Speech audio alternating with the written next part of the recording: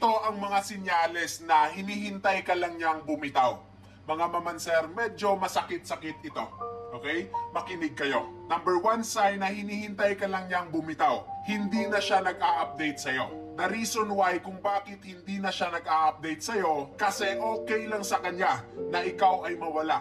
Updating your partner is very important. Why? Kasi naniniwala po ako na updating your partner is like nagbibigay ito ng pundasyon sa inyong dalawa. Nagpapatibay ito sa relasyon niyong dalawa. Kasi kapag hindi kayo nag-a-update sa isa't isa, nagpapatunay lang yon or nagsasabi lang yon na hindi kayo interesado sa isa't isa. Kasi naniniwala po ako sa kasabihan na if the communication will fade, the feelings will follow. Meaning, in one relationship, importante talaga ang pag-update sa partner natin. Pag hindi na nag-a-update yung partner mo or kung mag-a-update man yan, nagagalit na yan at kumbaga, ikaw pa ang sisihin. Alam nyo po, pag ganyan na po ang sitwasyon sa relasyon yung dalawa, ihanda mo na ang sarili mo kasi masasaktan ka talaga. Number 2 sign na hinihintay ka lang niyang bumitaw. Walang time at palaging busy. Alam kong marami na sa inyo ang naka-experience na nito, na yung partner nyo ay palaging busy sa work, sa career niya at sa mga bagay na ginagawa niya. Kumbaga ba to the point na wala na kayong time or quality time sa isa't isa as a couple. Alam niyo po ano, pag pinapakitaan na kayo or pinapakita na ng partner mo ang sinyalis na ito, especially kapag niyaya mo siyang mag-date, tapos busy lang siya palagi. And then nagre-refuse na siya. Busy ako, meron akong gawin, mamaya na lang, next time na lang. Pag ganyan na po ang pinapakita ng partner nyo, dapat nyo nang maintindihan na anytime from now, pwedeng-pwede kanyang iwan. Palagi ko itong sinasabi sa inyo na kapag mahal ka talaga ng isang tao, walang busy.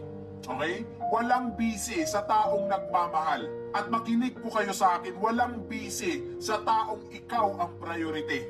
Alam mo ba kung bakit palagi na lang silang busy? Kasi hindi na ikaw ang priority niya at hindi na ikaw ang mahal niya. Kung mahal ka man, kumbaga ba meron nang nagbabago sa kanya. Masakit man itong isipin pero realidad ito. Kumbaga ba parang hinihintay niya lang na ikaw na mismo yung sumuko sa inyong dalawa. Number 3 sign na hinihintay ka lang niyang bumitaw. Madalas ng galit. Try to observe your partner. Obserbahan niyo sila. Kapag ang partner mo ay madalas ng galit without any valid reason, nako, dapat kabahan na po kayo.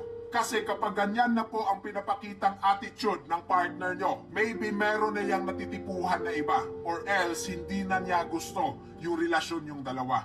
Pero hindi niya lang masabi na ayaw na niya sa'yo kasi nga masasaktan ka. Madalas galit pero kapag umabot na sa punto na nag-aaway na kayo, okay lang din sa kanya na mag-break kayo.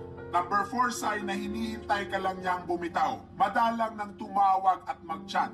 Alam kong experience yun na ito. Kumbaga ba feel mo na talaga na meron na talagang pagbabago sa partner nyo. Kasi hindi naman tayo manhid no na hindi tayo maka-feel kung ano yung mga, kumbaga yung mga bagay na pinapa-experience sa atin ng partner natin. Madalang nang tumawag at mag-chat. Alam niyo po kapag napi-feel mo na ang ganitong bagay sa relasyon yung dalawa, na kumbaga ba okay lang sa kanya na hindi kayo mag-chat or mag-text or magtawag man sa isang araw. Minsan ay umabot pa ng weeks or months na hindi kayo mag-communicate. Alam niyo po, hindi yan healthy sa isang relasyon. And then, it's a clear sign na hindi ka na mahal ng partner mo. Imagine 1 week, 2 weeks, or month. Grabe naman po yan. Ano yan, busy? Let me remind you na walang busy kapag mahal ka. Naging busy lang yan kasi hindi ka na nga mahal. Okay? Ano yan, busy? Okay, busy sa iba.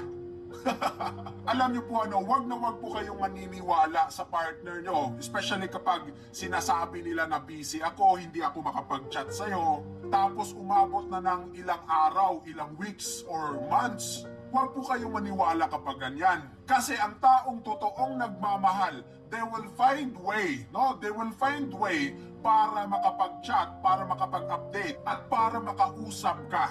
Okay? Alam niyo po mga mamanser, maniwala man kayo sa akin o hindi, it's a clear sign na hindi ka na mahal ng partner mo. Kapag ganyan, nag-aantay lang yan na ikaw na mismo yung sumuko sa relasyon yung dalawa. Tandaan nyo po mga ma'am and sir, no? Tandaan nyo pong mabuti. Walang busy kapag mahal ka. Walang taong busy, especially kapag mahal ka niya. And they will find a time para makausap ka or para makapag-update sa'yo or para ma-chat or text ka. Okay? So dapat nyo po itong tandaan. Abig.